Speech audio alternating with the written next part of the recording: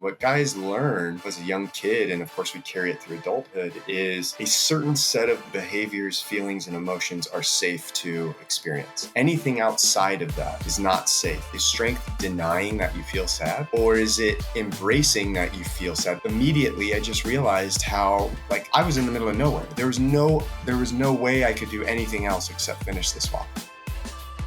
Tim, welcome to the show. Thanks for having me. Appreciate it. Not a problem at all. This is my pleasure too. The person who walked across the United States, West Coast to East Coast, in about 140 days for a mental health cause. Why? Yeah, 163 days. 63. Oh, I cut back 3 weeks. Sorry, 163 days. Yeah. Those 3 weeks are important. We can't cut those out. Of course.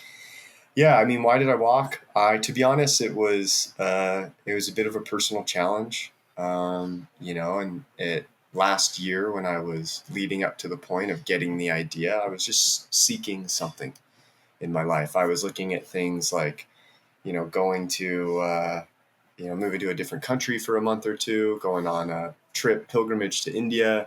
I thought about maybe driving around the US a little bit, doing, training for an Ironman, things like that. And I saw a video of a guy talking about how he had walked across America, how it changed his life, was like the most amazing thing he had ever done. And immediately when I saw him in the video say, walk across America, I describe it like having a lightning bolt go through my body. I felt this like rush of energy and emotion. And immediately I was like, that's the thing. That's it. And, in a way it felt like I didn't even make the decision, if that makes sense. It felt like this is the thing I'm doing, and let's start planning it. You were in a depressed state before that, before starting the walk. Why was that? Where do you think that depression came from? I think, I had started to struggle with depression back in 2016. I had gone through some, just some big life changes. I mean, I went through a big breakup. I moved across the country from San Francisco to New York City within my company for a promotion to manage a team out there. And I think, and that happened within just a couple weeks of each other. And I think, that was probably what started it. And I mean, really, when I reflect on my time since 2016, is I was living in a way that was trying to perfect my external world so that my internal world would be okay. And it was a big wake-up call for me in 2020. So I went through really a tough depression for about 4 years there. And, and just kind of woke up to the fact that I was the one who was everywhere that I went. Meaning I kept trying to change all of these things in my life.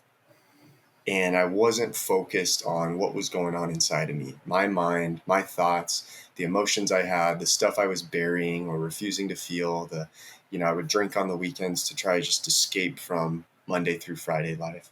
And it was a big wake-up call to reevaluate life, reevaluate priorities, values, take a look internally at the stories, at the narratives, at all the stuff that had been controlling things behind the curtain, right? And so I think it was just, it's just a process of getting to know myself better, learning to speak to myself more kindly, and really a process of learning to live more in alignment with, with the real truth of what I would say is my burnout soul has to or do my, with my higher this self or depressed my state being. as well? Because you changed a lot of Yeah. jobs, you moved cities, you promoted into different roles. So sometimes I feel like burnout is the very first step where everybody goes Yeah. through that. And then if you tip it over, that's where you lead to depression.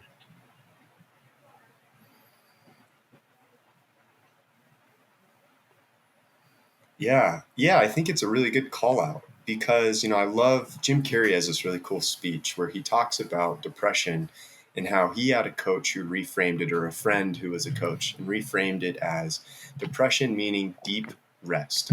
Like you need deep rest. And deep rest from what?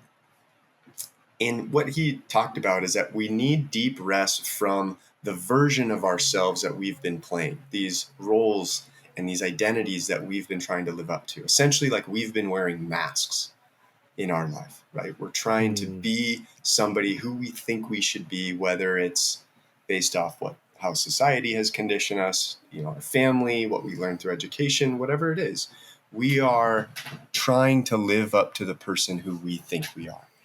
Hmm. And when we do that day after day, year after year, decade after decade, and we're doing it in a way that, going back to the word I use of alignment, or is incongruent with who we really are at our true selves, it creates friction over time. And that friction is really what, I feel leads to burnout. People that are going so hard in one direction, but in a way it feels like we have a parachute behind us and we have a weighted vest on and we're going uphill. And yet we feel like, no, this is absolutely what I have to do because, this is just who I think I am. And these are the things I need to do in order to feel worthy, accepted, loved in my life. And so when we stay on that path and doing it I would say in an unconscious way, we're not really clear on why we're doing it. Ultimately, we're doing it because of somebody else's rubric in what is a successful life, then that's where burnout comes from. Okay. I was just thinking that my definition of burnout, maybe the target is the same, but I still Yeah. feel like my definition is a slightly different. That I always think that when you get so tired of whatever your current state is, but you are so comfortable there, yet you are in a place where you're afraid to step out of that comfort zone. And Yeah. after a while, you just get so tired of that feeling that you start creating these negative emotions that why are you still here? You have Mm. the option to step out. Why are you still here? And that's when you start hating where you are. And that's the beginning of burnout. Yeah. That's Yeah. how I think of it. I think that's great. And I think that from my perspective, I think you're describing the same exact thing, just in a different, probably more succinct way Hmm. and from a slightly different angle. But I think that nails it. Yeah. In you mentioned that at one point India came into the story. How does India fit into all of this? Did someone tell you that you might just find the answers to your problems there? No, I had not exactly. I have been a pretty voracious reader and studier of this like inner world and spirituality and mental health and mindset and all that. And it's been a progression. And, the more I had read, the more I was reading, the more I would see in books these people referencing different teachers or different trips to India. And so, I just saw it, I don't know how many times, many of times. And then I got turned on to Ram Dass. So I started listening to a lot of Ram Dass, reading about his story and his trip to India to meet his guru and, his transformational stuff. And then Yogananda and the start of self-realization fellowship. And I just became kind of fascinated with India in general and kind of the spiritual mystique, and the history of amazing teachers and saints that have come from there. And so it was just kind of something like, man, maybe there's something there to go. Hmm. And I had actually, around that time, it all came to a head, and a friend of mine, we got on a call just to catch up, and she starts telling me about this trek she's going on to Europe and doing these things, and then talks about this 3-week trip she's taken to India as part of a small group doing a pilgrimage to different sacred sites, temples, spiritual sites, etc. Hmm. And it just happened to fall on my plate at that time, so I ended up going on that trip. And it was amazing. But it was so interesting how I ended up Hmm. there. Uh, I see. yeah, it was really cool. After you decided that yeah you want to do this walk all across the United States, what was the turning point when you realized that you don't want to just do this challenge, but let's make something out of it, let's share this and start a fund? Where does Yeah. that come from? Well, with my own challenges with mental health and just my journey with it, and then that had pushed me into do this for my business. So now I work with men. I've kind of do men's coaching. I run a men's community. And Hmm. so it was only a few days after I decided to go, I started planning it. And one thing I wanted to commit to was sharing the whole journey, the ups and the downs, everything, not hold anything back. And so for me, it just was a very clear connection. Okay, well, if I share that, I write a lot about mental health stuff anyway, so I'm just going to share from that perspective. And, and I might as well bring more awareness to mental well-being. And if I'm going to do that, might as well raise some money for it. So it was only a couple days after. And then it took me a while to find an organization to partner Okay. with. But What organization did you partner with? I ended up partnering with Movember. Okay. Yeah. Yeah. Okay. They do a lot with a lot of men's health, a lot of like prostate cancer stuff, a lot of mental health, suicide prevention. And I like their approach of they're not so much focused on the point of crisis, downstream. They're focused more upstream and systemic change and whatnot, Okay. which is something I resonated a lot with. You said you have started working one-on-one with people and talk about mental health, men's mental health. In your experience so far, I would say people, but because you focus on men's mental health, why do you think so many men struggle with mental health? Yeah. Well, I think there is, because there's a big stigma around it in how different cultures and whatnot define what it means to be a man. What guys learn as a young kid, and of course we carry it through adulthood, is a certain set of behaviors, feelings, and emotions are safe to experience. Anything outside of that is not safe, meaning don't do it. Right. So what's safe is like excitement is, even anger is safe. For example, what's not safe would be feeling sad, or feeling down, right? Or maybe feeling like I don't have all the answers. And so guys go through their life just kind of separating off, like, I don't want to ever feel these. These are bad. These mean I'm not a man. But this is okay. And what happens is we go through life and we deny most of our humanity, because every human has the same set of feelings and emotions. But we all experience them. That's the truth of it. And so I think why a lot of guys struggle is because of the stigma first and foremost. But then it becomes, once they start to get around that and they're like, okay, I'm done with the stigma. I'm sick of that. I want to actually improve and get better.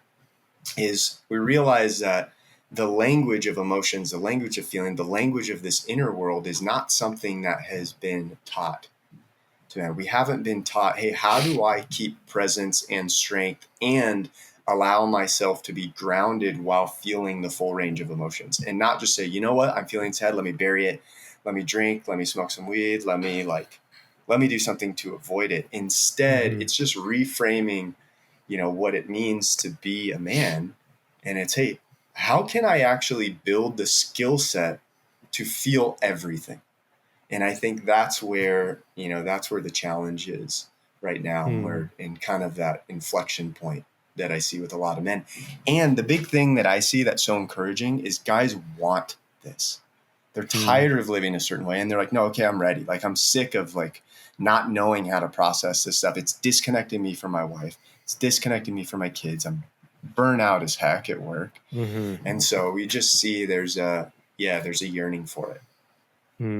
You talked about the stigma behind it, or you try to hide different emotions. I feel like the emotion that men are not forced, but they think that they have to present outwards is, if you're a man, you gotta be strong. You gotta be Yeah. strong. I think that's the emotion which is the main reason why men struggle with mental health. Yeah. Yeah. And that's, I think, the thing that is going to change the most is, what does it mean to be strong? Is Hmm. strength denying what is? Is strength denying that you feel sad? Or is it embracing that you feel sad? Just for the example of using sadness, is it embracing, yes, I feel sad and that's okay. And I can still be with that. I can handle that. I'm not running from that feeling. To me, that's strength, not running from shit. Yeah. Being able to sit with it. So I think it's just, it's turning, but it takes a certain level of emotional intelligence, or, a want to build that emotional intelligence to really to do that kind of work. Hey, quick pause. If you're enjoying this episode and getting value out of these conversations, I have a small favor to ask from you. If you're listening to this on Apple Podcast or Spotify or anywhere else, I would greatly appreciate if you leave a 5-star review. It's going to help more people discover this show. And if you're watching this on YouTube, subscribe to my channel and drop a comment with your thoughts. I would love to hear your take as well. So let's keep these conversations going. All right, back to the episode. Yeah, that's absolutely true. What were the two cities you chose as your starting point and ending point? I started in Newport Beach, so in Orange County, California, and I ended in Virginia Beach. Was there a reason, or just because you were in San Diego area, so you chose Newport? Yeah, that was Newport. It was kind of because of the route, what's an Okay. accessible route from there. And then on the East Coast, I looked at New York City, but I used to live there a year. So I'm like, I don't need to go back. I've already been Okay. there. Let me check out somewhere I've never been in a part of the country I've never been. And so I really just did Virginia just for that. And Okay. I'm like, I heard of Virginia Beach, so let's do that. That was pretty much it. That makes sense. Okay. I saw Yeah. a picture on your Substack newsletter. You had some sort of a cart with you the whole time? Yeah. Yeah. I had a little running cart. Okay. People or running stroller. People would put their kids in, Yeah, I've and so I seen that. had Yeah. that. Yeah, and so What that was allowed inside me it? to. I had my bag, which had clothes and some gear in my tent, and then it actually allowed me to carry, about 4 gallons of water total. So there were some stretches in the desert where I had to go, 3 or 4 days of camping before I got to the next gas station or something. So I was able to carry, enough water for that stretch, and then another stretch through New Mexico that was pretty long. Wow. So sometimes you went 3 to 4 days without stopping anywhere to just hmm recollect yourself? Wow. Okay. Yeah. Yeah. I would just camp on the side of the highway because there was nothing, in the Mojave down outside of Joshua Tree. There's about a 95-mile stretch where there's nothing. There's no buildings. And so you got to carry.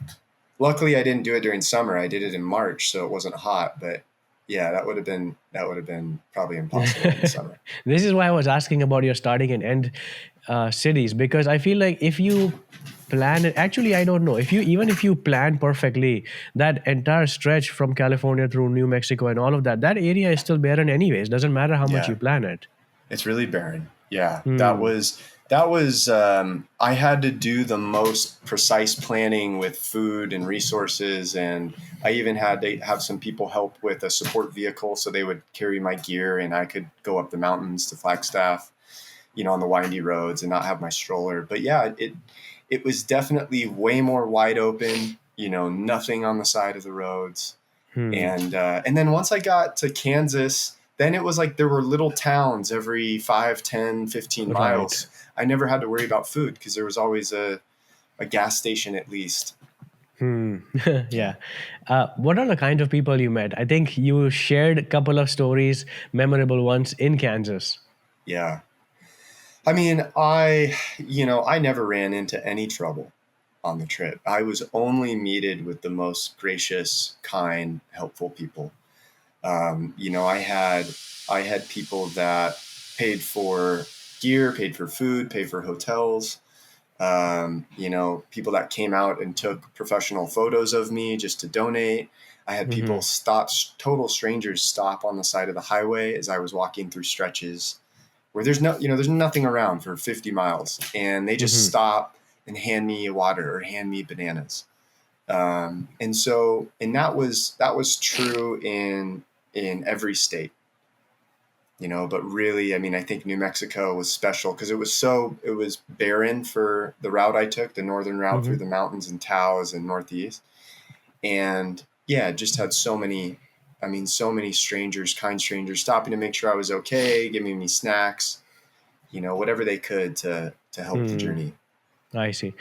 Was the fund one of the reasons people were knowing about you, or just because they saw a random guy walking with a running stroller? That's why they were curious about you, or was it your Substack newsletter that people were following? Um, I didn't have I didn't have people who knew about it probably until Tennessee. So I was Okay, almost, over more three than fourths of halfway. the way done. Yeah. Yeah. And then I had more people, asking if I was, because I think there was a news channel in Tennessee who picked up the story, and they were just asking if I was, if I was the guy walking across the country. But for the most part, people didn't know. They found out once I told them. Okay. Yeah, I think I was digging through that fundraising program, and I think it was by day 70. Your goal was 50,000, but I think by day 70 you already raised like 36,000. So I'm Yeah. guessing that's why people were learning about you, and that's where people started donating to your cause. Yeah, it was awesome. I mean, I have a good little following on LinkedIn, so Oh, I okay. know a lot of people from LinkedIn donated. I made a hat similar to this that said "Keep Going." That we sold over 500 hats, which is crazy. And so it was just really cool to see, the momentum build around the cause. I mean, the direct messages, the comments I got, especially through LinkedIn, Hmm. of men reaching out, sharing their story, thanking, just like thanking me for giving a voice, shining a spotlight on something that maybe at some point in their life they struggled with. Right. So it was just, yeah, it was really awesome. Let's make sure that I get the link for all your hats, and then we'll put it in Yeah, the description here because even I would like yeah, to buy one. yeah, of course, of course. Awesome. Can you talk about the time? Because you are all about mental health, I think it's Yeah, best that people hear about the story where you met the person who was on parole for 18 months when you were yeah, sleeping next to a streetlight, I think. yeah. Yeah, it's one of my favorite stories, and so I was walking into a town called Buckland, Kansas, and I had walked about 34 miles that day. Um, and my plan was to sleep at the little baseball field in the back of town. There were no hotels or anything, so I had to camp out there. And I get in pretty late. I get in about 7 p.m. It was a really long walk day. 34 miles probably took 9.5 plus, maybe 9.5 to 10 hours of walking. So it was a long plus, and then plus breaks. So plus an hour and a half or two of breaks. So a long day. Hmm. So I get to the baseball field, and I'm ready to set up camp and lay down. I'm really tired. And there was a group of little kids, like 4 or 5 years old, playing on the baseball field with their parents. And so I didn't want to just post up and wait. I'm the guy in the reflective vest with a big beard. I'm like, this is not a good look. So I went around the corner, and I went on the corner in this grass bank, and I'm just eating some food while I wait for them to go. And this guy comes up and asks me, what I'm doing. We talked for a while. He was awesome. He was like the mayor of the neighborhood, right? He goes on his motorcycle ride every night. And he's just in the middle of the road chatting with me, asking what I'm doing. I told him I was going to camp at the baseball field, but the kids are there. And he's like, you just go up to this park right here. There's just a city park with some picnic tables and a playground in the middle, Hmm. like in the city square, town square. It's a tiny town. And so I go, okay. I'm like, you think that's okay? He's like, man, nobody's going to bother you. He's like, people have done that before. You'd be totally fine. So Hmm. I go, okay. So I go over there and I set up camp in the middle of this park under an overhang on a concrete slab that had three walls, around it. Kind of an Hmm. interesting setup. And so I'm setting up tent. The sun's just about to go down. Like I said, I'm exhausted, and I have to wake up and do 31 miles the next day. So it's a tough 2 days. And, I'm just excited to go to bed. I'm a little nervous now that I'm in the spotlight, like I'm in this park, whatnot. And so I'm just about to get into my tent. I mean, literally, I am like unzipping it to get in, and I see a silhouette walking towards me. The sun's down, and I see it walking towards me in the park. And I'm like, man, okay, not what I wanted to deal with right now, but you never know. And so I'm just kind of doing my thing, keeping an eye on him, and he's walking towards me, and he just asked me, he's like, "Where are you from?" And so I stopped. I didn't want to like ignore him or brush him off or just dismiss him. So I just, stopped what I was doing, and I walked towards him to talk, and I told him what I was doing, and I found out, guy's name is William, and he's a little like, we were kind of feeling each other out. It's dark out and whatnot, but I come to find out he had just gotten out of prison for 4 years, Hmm. and he was back in this town staying with his mom. And I just started talking with him, hearing his story. He was in prison for, I think so he grew up without really a father who was present. And, and I think old me and me not on the walk would have looked at him, maybe stayed away, been a little hesitant, guy that looked, I don't want to say he looked homeless, but something was going on. And instead I just leaned in and I'm like, man, let's just hear this guy's story, because I don't know why he's here, why he is the way he is. And so we just started talking a little bit about life. He asked why I was doing the walk. I told him stuff I had struggled with, where I was at, why the walk was important. And I think that allowed him to open up a bit. And I found out that he had a felony at 7 years old, which is crazy to think about. But some states you can get that. And it's crazy to think, about a 7-year-old doing that, but he smashed a bunch of windows at a car dealership. And so I was asking him then about his childhood, and he said his dad wasn't really present. It was really hard growing up without a dad. He was in and out of the system, in and out of juvie, I think, and just had a record. And then, he became close with his stepdad and was a good, influence in his life. And his stepdad ended up passing about 5 or 6 years ago. And kind of funny, we kind of laughed about it, but he's like, the one thing my stepdad wanted was for me and like the family, all of us, he said, his family, to get high at his funeral. And so we were kind of laughing. I'm like, that's, I get it. Okay. And so he drove to Colorado. He bought a bunch of marijuana and was for the funeral and was bringing it back and got pulled over, and they saw marijuana, I think, intent to sell, stuff like that. So that was why he was in prison. And, meanwhile, during our conversation, he's just opening up more and more, his guard's down. He's taking notes on our conversation so he has a record of his alibi, right? He's living with his mom. Turns out he's about 40 years old. He looked about 19, to be honest. He looked young. And, we were just chatting about life, etc. And I was looking at my watch. It was about 11 p.m. at this point. We had been talking for almost 2 hours. And he gets up from, there was this concrete wall. I was talking with my elbows on it. He was sitting on it facing the same direction. And he just got up and walked around, didn't really say anything. He like mumbled under his breath. He said, "This may be weird, but I'm just going to do this." And he walks around and he just gives me a big hug. And he's like, man, I just want to thank you for what you're doing, for chatting with me. And a few times he had asked me, if I was hungry. His mom was making breakfast burritos at home for supper. And I was like, I'm like looking at the clock. I'm like, I'm good. I had some food a little bit ago. I'm thinking in my head, I just want to go to bed. And so anyway, we said goodbye. And I'm getting into my tent, a few minutes later, just, again, exhausted.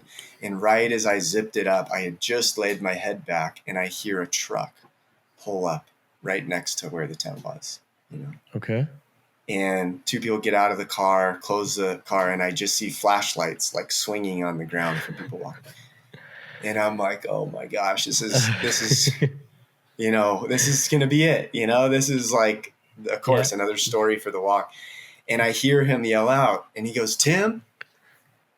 And I'm like, yeah. He's like, I brought my mom. That was him. My mom wanted to meet you. And so he shows up with his mom and he brought 2 breakfast burritos. Nice. For me.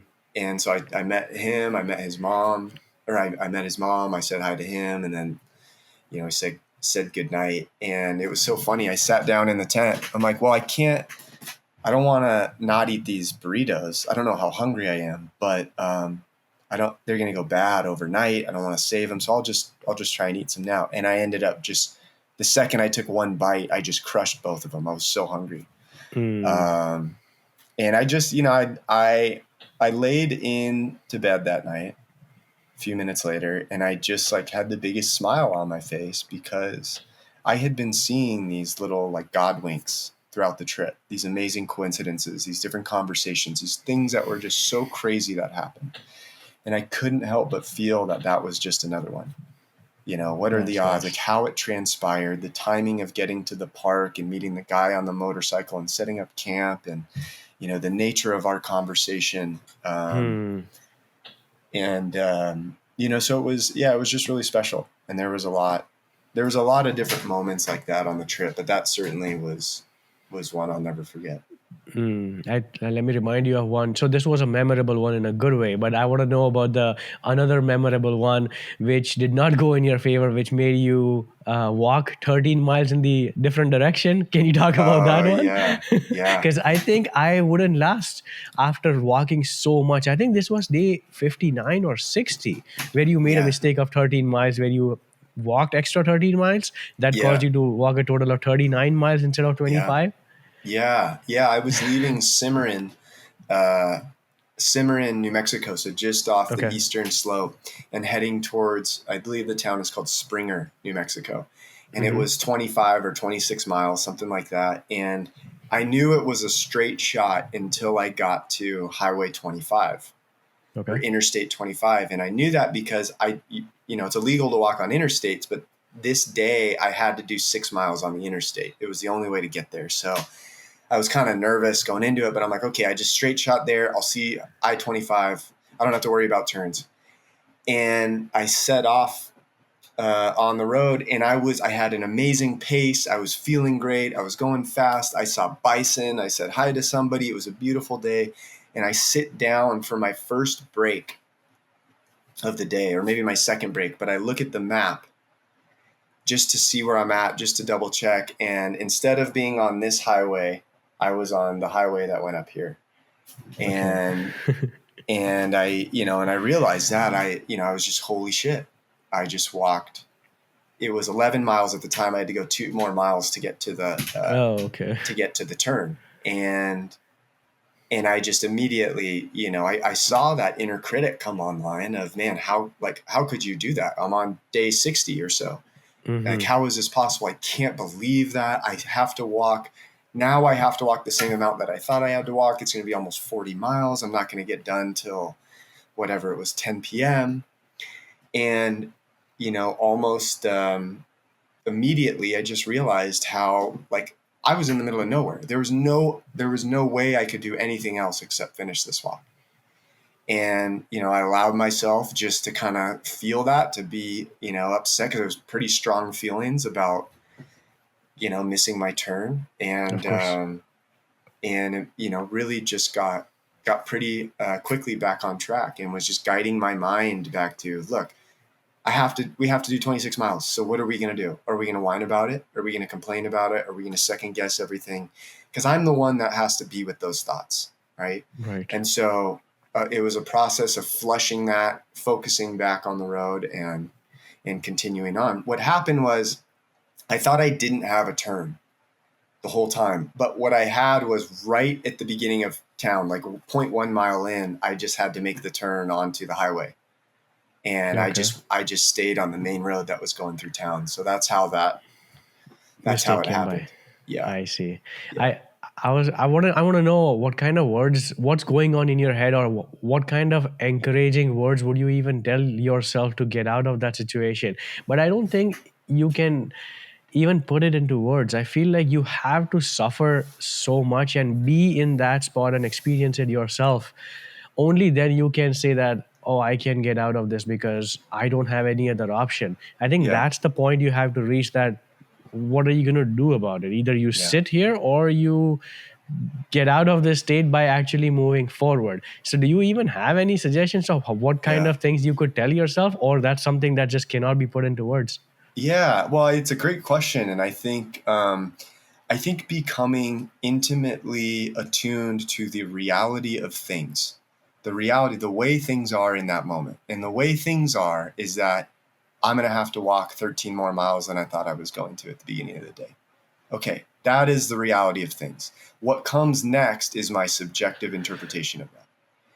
And I realize at this point in the walk right? I realized it on day one is my interpretation and my perspective affects not only my experience, but it affects my physical pace, affects how my body is feeling, right? And so I had been practicing every day up until that point, using things like mantras or prayers, or just, saying things. I am strength, I am health, I am strength, I am health, I am energy, and seeing the shift when I focus on simple truths like that. And so I had experience of, if I allow my mind to spiral off and I follow that spiral, if I am believing those thoughts, if I'm attached to those spots, they're going to derail the day. And the truth is, I have a place to get to tonight. Like I had a room at a little hotel for one. And it's like, I could easily sit here and whine about it and people would probably understand. Yeah, man, you walked 3.5 hours in the wrong direction. That sucks. And this is not day one. This is day 60. And this is day 60. Yeah. Yeah. And so really, when you get down to it, it's, what experience do I want? Do I want to be here with my thoughts that are negative? Because we don't control the thoughts that come up. What we do is we control which ones we want to believe. Right? And so seeing that, recognizing that, knowing how unhelpful those negative thoughts are, and the inner critic, also practicing grace, practicing understanding, practicing compassion. I used a lot of like self-coaching in some moments, like, let's go. Like, we got this, let's keep going. Let's go. You got this, talking like that. Because I needed it. There were plenty of times where I needed it, but I think just realizing that you're in control of how you want to respond. You're faced with what you're faced with, I know. Yeah. And that's why I feel like at one point, I think one of the articles you wrote about it, you said this walk is a pressure cooker for me. What did that have to do with the inner critique that you had? Yeah. Well, I was talking with somebody about this the other day, but any given day, there wasn't anything particularly hard, right? Like it's very hard to walk 35 miles or 53 miles like I did one day. It is, but it's also doable. And so it's just, what I learned is like, it really tests you mentally more than anything. Because I'm also not running it. I'm certainly not sprinting it. I'm walking it. And the hard part, though, was the repetition of doing that every single day, unrelenting. Wake up. You don't feel like it? Well, you got to wake up and walk 35 miles today. Right. And that was the hard part, of day after day after day after day. And so the pressure cooker piece was, the walk does this amazing thing of stripping so much of, like, physically, because of the physical activity, stripping away our defense mechanisms. Like these walls that we have up, or how we compartmentalize life. And it just allows this rawness to come through. And it's both amazing and cathartic and beautiful and challenging at times. And so, for me, I could really see, 6 days in a row. One day I did 7 marathons in a row. I think the longest I did was like 9 days in a row of almost 300 miles. And it's like, that day after day, hours and hours and hours on the road, you can't hide from yourself. Yeah. And so the things you thought you could hide from, and I was doing the whole walk without headphones or music or audiobooks or podcasts. Wow. I just wanted to be with thoughts. I wanted to use it as a meditation. I wanted to try mantra. I wanted to try prayer. So that environment created, when I say pressure cooker, I couldn't hide from anything. So everything was coming up, all the things like my insecurities, my inadequacies, my fears, also like my strengths and stuff. I was, the things I'm really good at are things that I realized I had been hiding from and I wasn't allowing myself to see. So it was pressure cooker. It was under a microscope. It was all those type of metaphors, and just kind of forced me to, put me through the ringer. Hey, Quick break. If you're enjoying these conversations, you're going to want to check out my Substack newsletter. I plan on sharing bite-sized insights on productivity, slowing down, and really enjoying the work that you do. No fluff, just real talk, different actionable tips that I learn, books that I read, other podcasts that I listen to, or newsletters that I read. Basically, anything that pops in my head that doesn't necessarily make it to the show. So if you're interested, use the link in my show notes and sign up for my newsletter. Let's keep these conversations going. All right? Okay, back to the episode. Do you think that's when you talked about stripping away everything, all the walls that you have built, do you think that was the reason you almost cried or cried on almost every single day of the entire journey? I think that was a big part of it. My intention going in was to treat it as a spiritual process and journey. Mm-hmm. So I think having that intention going in opened me up to experience those things. But yeah, sometimes I would cry from a specific realization I would have, or maybe I was thinking about somebody I loved, or I was reliving a challenge I had in the past and just how hard it had been. And other times it would come out of nowhere. I would be walking and it would just bubble and come out, and I wasn't thinking about anything.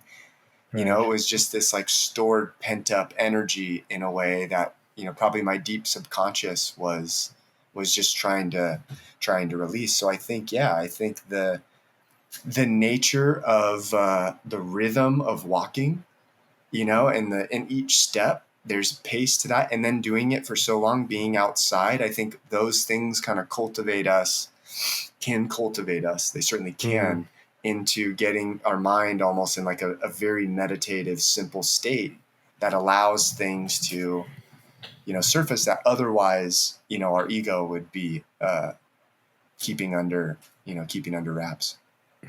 Thanks for sharing that. I think a lot of people really need to listen to this, that the walls don't come down that easy. But when they do come down, be ready, because you're going to realize a few things that you didn't know about yourself. Yeah. Yeah. It's amazing because it's, in those moments, it's like, man, plenty of times I'm like, man, I didn't know that was in there. I knew I struggled with this or that or whatever, but I didn't truly realize the impact it had. And in those moments, I feel like there's so much clarity.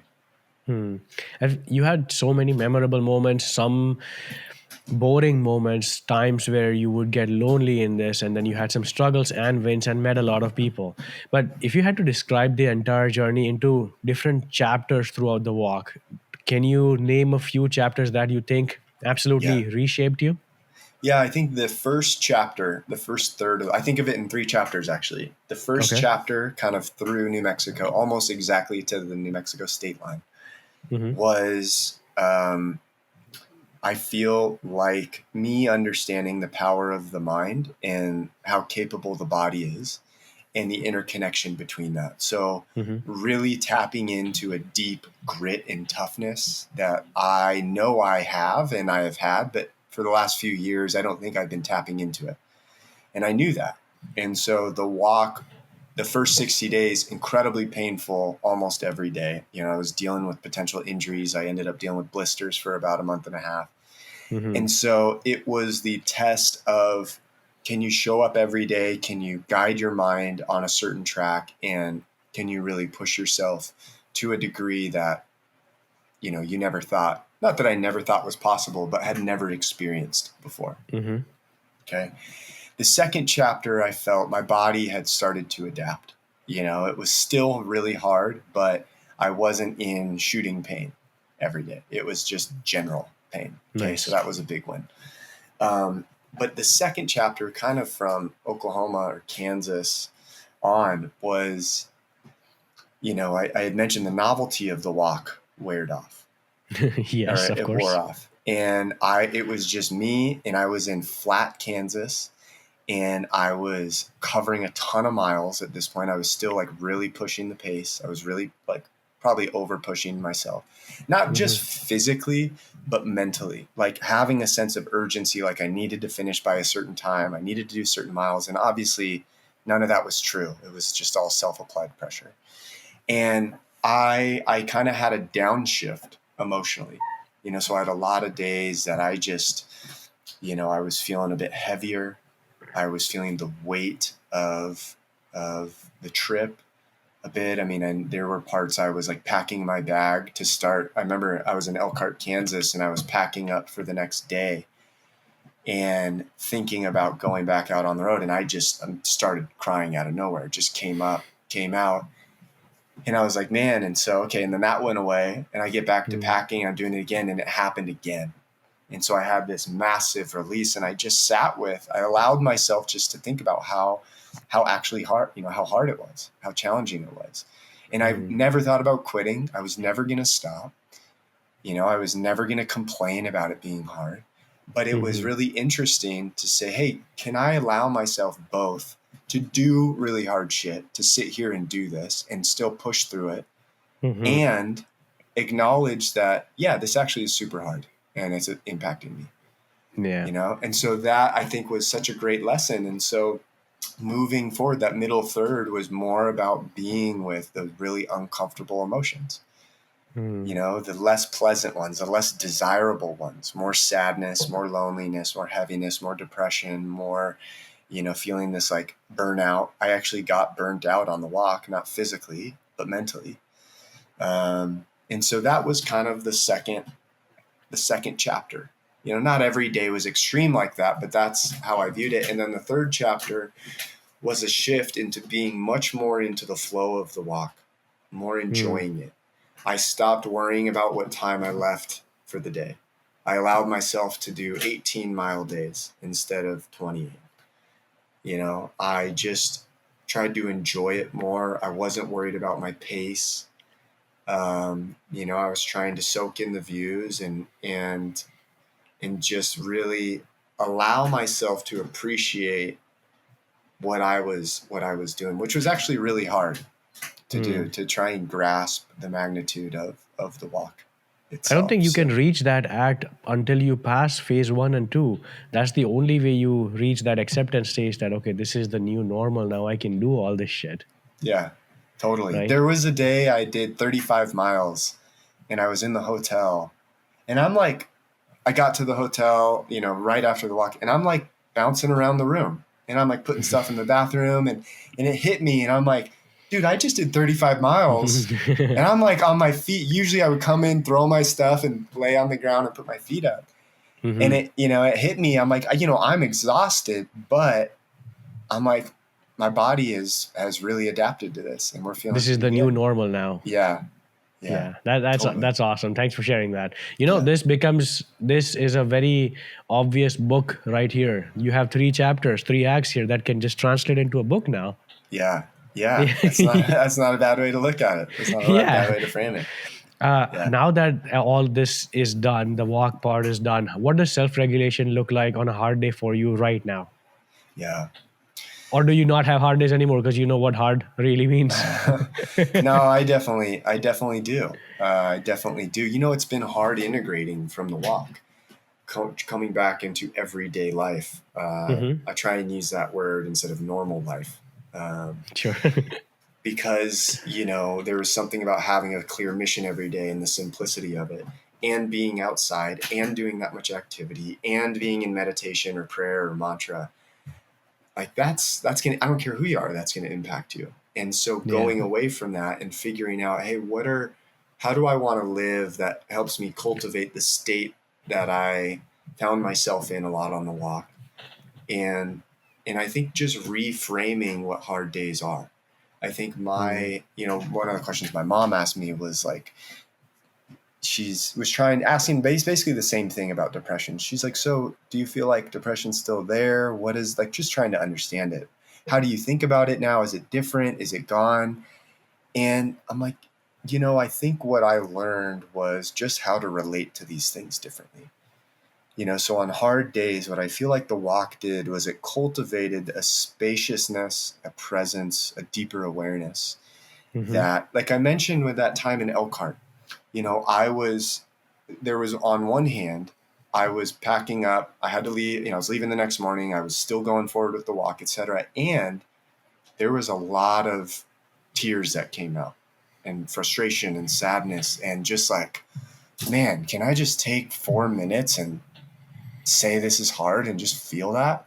Mm-hmm. And when I did that and I allowed it to, it didn't hamper me the next day. It freed me up. It made me feel lighter because I got that out and I acknowledged it. And so now my practice is, I'm not perfect with this, like so far from it, but it is remembering that. And it is saying like tough days are not a detractor. They don't Mm-hmm. mean that you're messed up. Doesn't mean all the stuff you learned before is, to be forgot about. It doesn't mean, you've lost it. It's just where you're at today. And the Hmm. more I can just, rest my awareness in spaciousness and awareness and feel these things that come up, the more that they have room, like the feelings, the more that they have room to just be expressed for me to feel them and then go through. And and that creates more of a lightness. So it's a process of really allowing myself to feel Hmm. whatever it is I'm feeling and not come at it right away and be like, whoa, dude, take that Yeah. sadness out of here. Take that I burnout think out. that's what you talked about in the start of this conversation about feeling all the different emotions. Because otherwise, if you haven't gone through that, it always feels chaotic. But after spending 163 days of doing this, then you are able to see, okay, this is what I feel. Okay, this is what I feel. Yeah, Okay, this is what I feel. So I think totally. that's the part that you are facing, that you're feeling now, that you are able to recognize the emotion that is coming to you. Yeah. And the walk made it so I couldn't distract myself. I couldn't reach for a phone. I couldn't, Yeah. I don't drink anymore or really do anything, but I couldn't, reach for a substance. I had to sit with it. And so sitting with it teaches you that it's not permanent. Hmm. And maybe it's coming in for a reason. Maybe it's there to teach us something. Maybe not. Maybe it's Hmm. just something that needs to be felt and it's on its way. But I think that was one of the things that was so amazing with the environment of the walk was that there was no running from it. Yeah. Yeah, And that's there fair. was a teacher in that to be like, you don't have to run from it because we're not going to be here forever. You can feel it and then, go on with Yeah, your day. yeah. We talked about what normal life looks like. What is your normal life now? Are you back to a 9 to 5 or a business or entirely something else? It's, I would say, still kind of figuring out a new normal.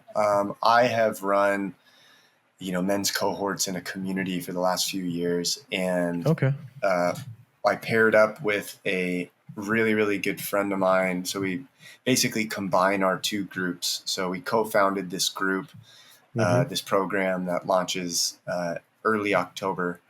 And so that's a big focus of ours business wise.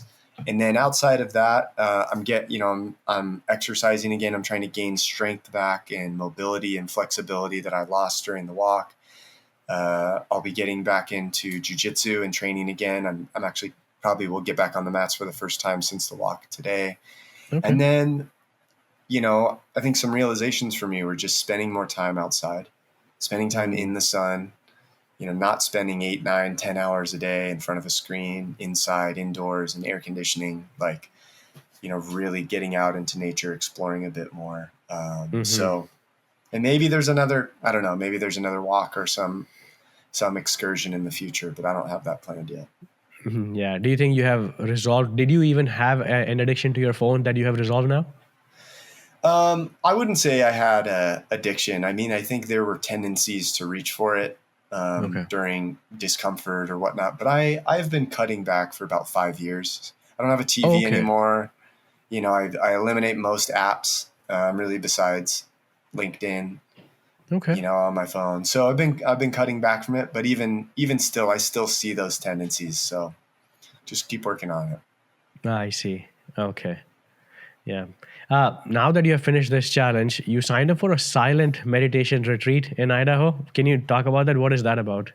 Yeah, I'm doing a 10-day Vipassana meditation retreat at a center in Idaho, and it's 10 days, about 10 to 12 hours a day of just sitting in silent meditation.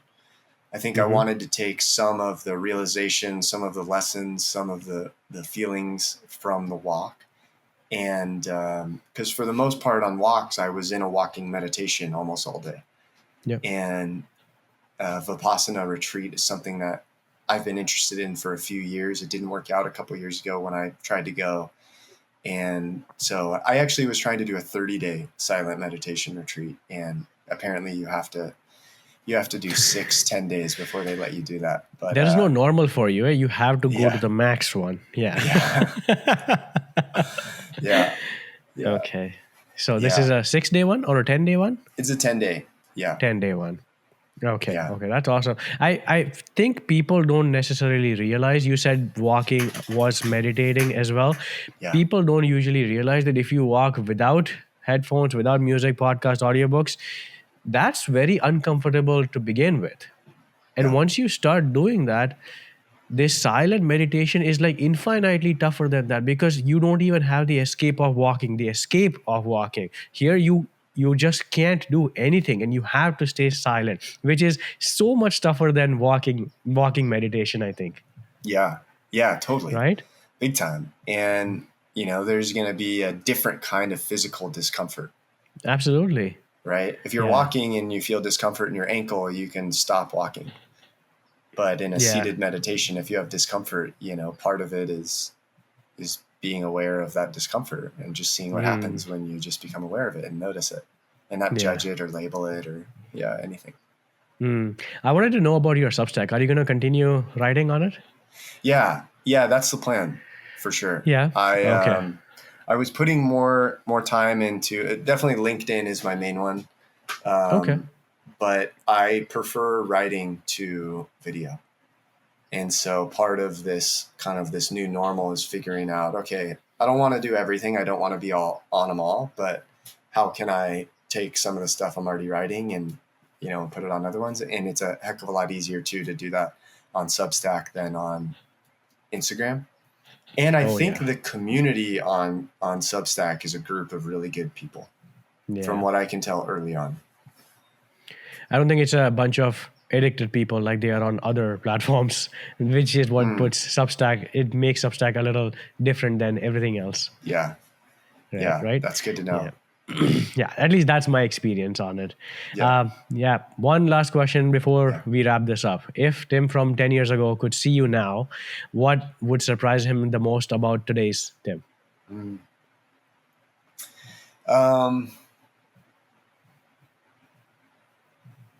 I think that he is really just living life on his terms and has gotten out of the cookie cutter, the societal cookie cutter way to live, and has chosen to do things that is true to him, to take on challenges, to just live life in a way that, just how he wants to live. Okay, that's special. Yeah. Thanks a lot for sharing that. Yeah, thank you. Yeah. All right. Thanks a lot for joining me for this conversation. This was a really, really fun one for me. So thanks a lot for taking the time for this podcast. Thanks for having me on. Appreciate it. All right. Thanks. Take care.